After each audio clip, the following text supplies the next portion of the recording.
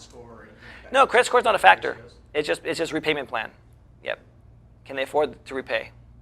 Can they pay you back? And it just has to do with predatory lending. Again, Dodd-Frank right now is in this limbo.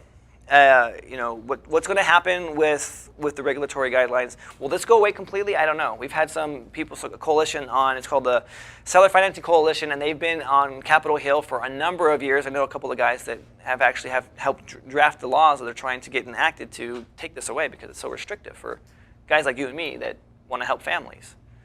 So, but the workaround is build into your thing $350. Or use Brian. Yeah. Brian Barnes? Yeah, he's a friend of mine on Facebook. Find him. Yep. So price reductions. When should you drop the price? Well, you got to let the market speak. I wait 1 week, and if I don't have several interested buyers, I'll drop the price. I'll actually delete that ad, put a new ad right up with a different price. Oh, gosh. Like 3 or 5 that I'm working, engaging with, and we're working something out. If it's just crickets, man, after 3 days I have nothing, I'm dropping that price. I mean, the market's telling me right now that they're not. Are you dropping like you talked about in that book where you're doing a big drop, or are you doing 5%, 1%? What do you kind of play by ear thing? You got to look at what your numbers are. Yeah. So what I do would be, remember the original thing we talked about on the board? 225 is where I started, but I was going to go to 220. So if I started at 220, so what I would do is I'm going to play with the monthly payment first, because I'm going to keep my equity if I can. So I'll drop the monthly payment. If I have no fudge factor on my monthly payment, then I'm going to go ahead and start dropping the price, the overall sales price, and see if that's going to give me any kind of traction. Usually it doesn't because the monthly payment is tough. If I can drop the barrier to entry low enough on the overall down payment, someone will step up to the plate and pay a higher monthly payment because the barrier of entry has been reduced so low. So, good questions. Have you had anybody that has seen your post and go in and say, hey, I'm interested, but I can only afford this as a entry for a down? What have you done if you have that? Your buyers. Did I show that yesterday? A gal that said, hey, I don't have the full 10, but I have 4. No? I don't recall if you did. I might have that one come up then. Let me see what I got going. If I did. No, it's totally cool. Actually, you're going to see it in a couple of slides. So yeah, I've had them ask me that all the time. And what's my response to them? Let's sit down and talk about it. Let's see what we can work out. See what my partner says. Same thing. Let me ask my partner. I'd like to see if we can make this work for you. I'll get back to you. And while I'm getting back to her, guess what I'm doing? I'm still waiting for other stuff to come in. If nothing else comes in, I'm going back to that person. So I'm never going to say no to somebody until I have someone else that's a better offer. Okay. Yeah. And what would be the... I'm not going to leave the girl I came to the dance with. So would it be like a 2-day wait period that you feel comfortable with, or should I feel comfortable with? Yeah, 2 or no more than 3. Okay. Yeah. Get back to them quick. Thank you. So what do you drop? Buyers, they don't care. Again, they don't care about the overall sales price as much as they care about their monthly payments. That's what they're really into. Is like, I can afford the monthly payment. So you need to make sure that you're in line with fair market rents. If not, and no other supporting factors at play, they're going to wait it out and rent and buy something better that comes along. That's the reality of it.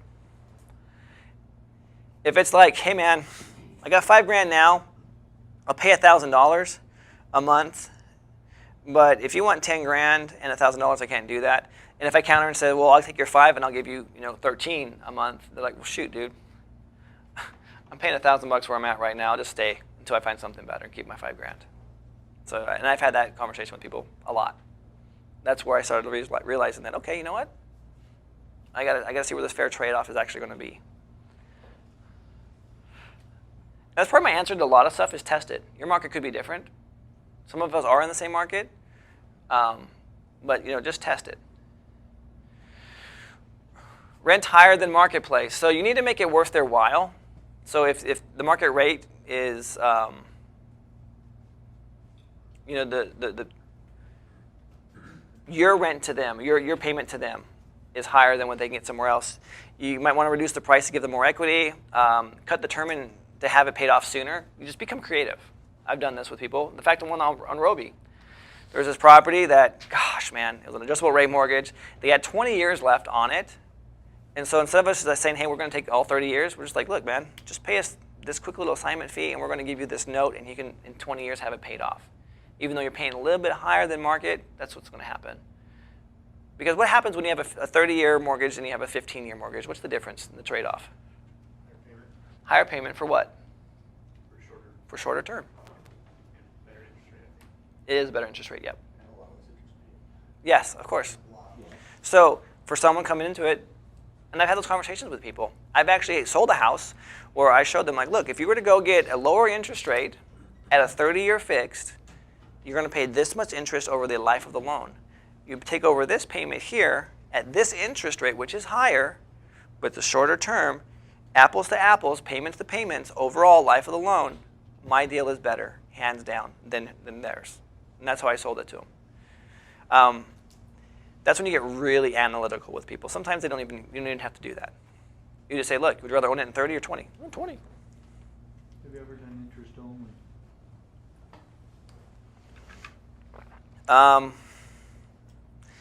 Yes. On the buy side, never on the sell side.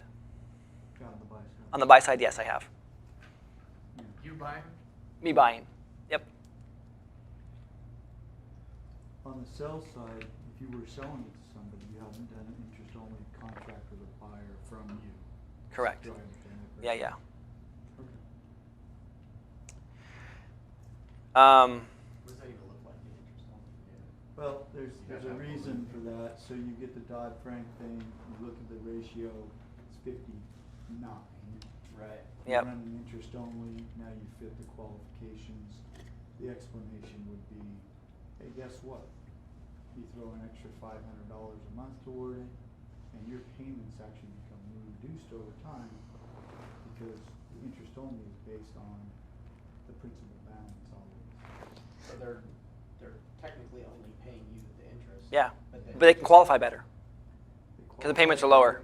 And there's an advantage to them. You know, let's say every year you get your tax return and you pay down the interest, your payment goes down every year. So there's an advantage in that.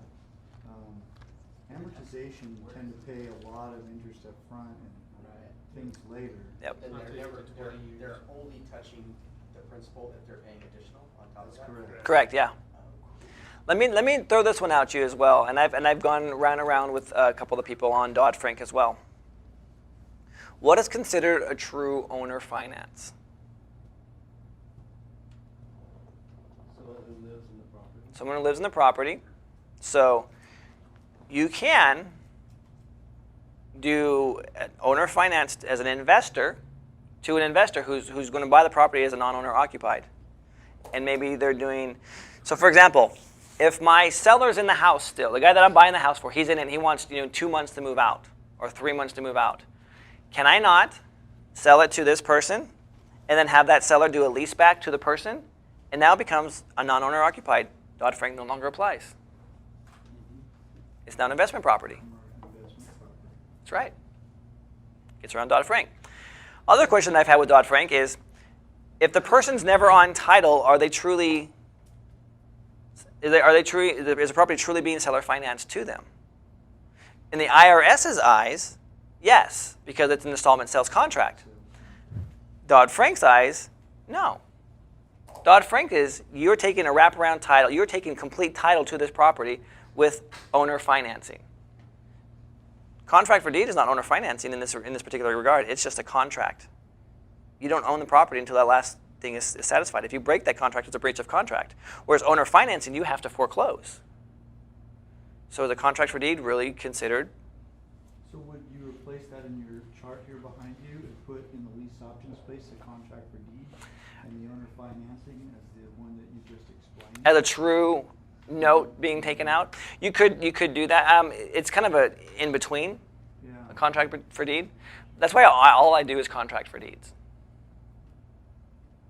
All I do. Safer for you.